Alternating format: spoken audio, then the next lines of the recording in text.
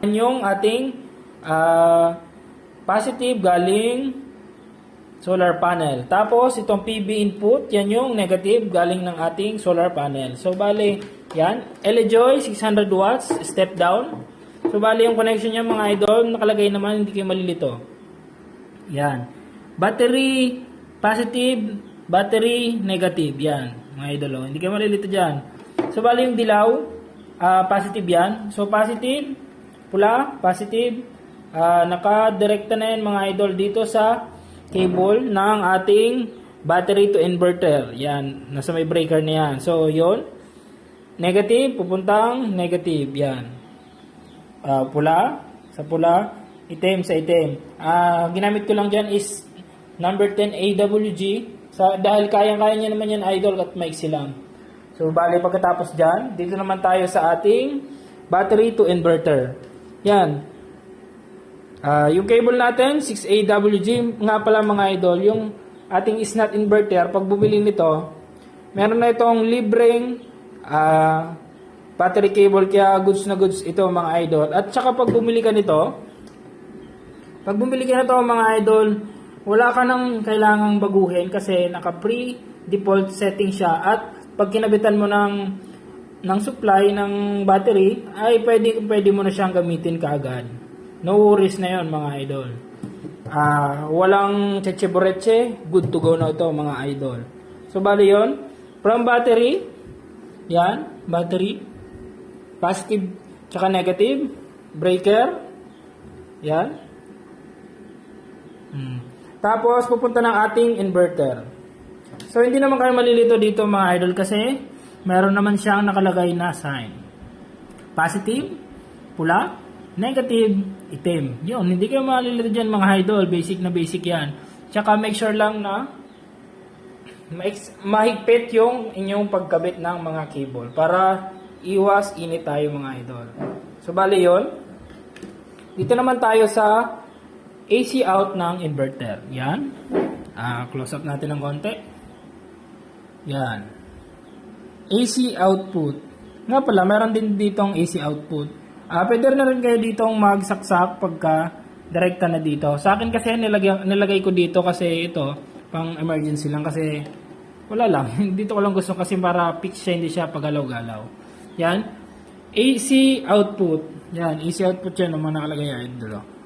Yung connection niya, 1, 2, 3,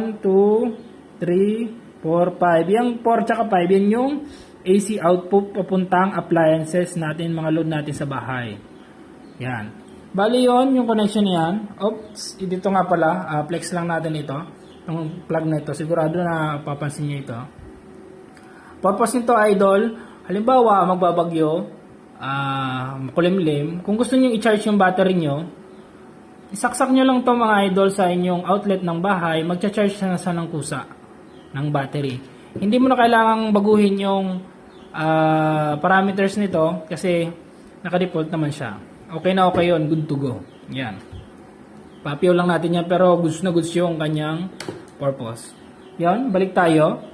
AC output papuntang appliances na yan mga idol. 220 volts na yan. Yan. Ito yung connection niya. Papunta tayo sa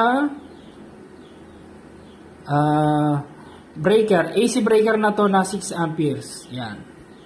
Tax nail. Yun. Dito, sa baba, nakita nyo. Yung pula, pupunta ng wattmeter yan. Yan ang ating wattmeter, oh. Putin natin yung flash. Yan. Naka-indicate dyan, idol, yung konsumo. Ngayon, kinukonsumo natin. Kasi yung konsumo natin, mga idol, yan. Charge tayo ng cellphone. Yan. Yan yung, Bluetooth connection ng ating Gentile battery, yan. Monitoring yan. Bali yung battery natin, 56%. At yung konsumo ng pag-charge natin, mga idol, ay 1.01 amps. 16 watts yung ating consumption na galing sa battery. Yan. Kasi meron pang konsumo yun ng konti yung ating SNAT inverter. Yung, balik tayo dito mga idol. So, lagyan natin ng flash para mas makita. Yan. Yung connection dito, 220 volts na yan, mga idol. Yan, 220 volts. 59 Hz. Diba? Ayos yun. Ngayon, yung ating wattmeter kasi ay 220 volts yan. So, bali mag-jump lang tayo. Isang linya dito, jump, papunta dito. Isang linya, papunta dito. So, jump yan. Para magkaroon ng power supply yung ating wattmeter. Tapos, yung ating papuntang appliances naman, yung isang linya dito, lulusot dyan sa butas ng ating wattmeter. Tapos, lusot doon sa may ulo. Tapos, yan, papunta ng outlet. Yan, ang outlet natin na papunta na ng load. Yan. Tapos, yung isang supply naman, yan, isang supply, diretso na yan dito papunta ng ating outlet. At good to go na yan mga idol sa ating load. So, bali ang kaya nito mga idol, ref, TV, electric pan, rice cooker, washing machine, spin dryer, ilaw, wifi. Yan, basta yung load mo idol ay hindi lalampas ng 800 watts. Goods na goods yun mga idol.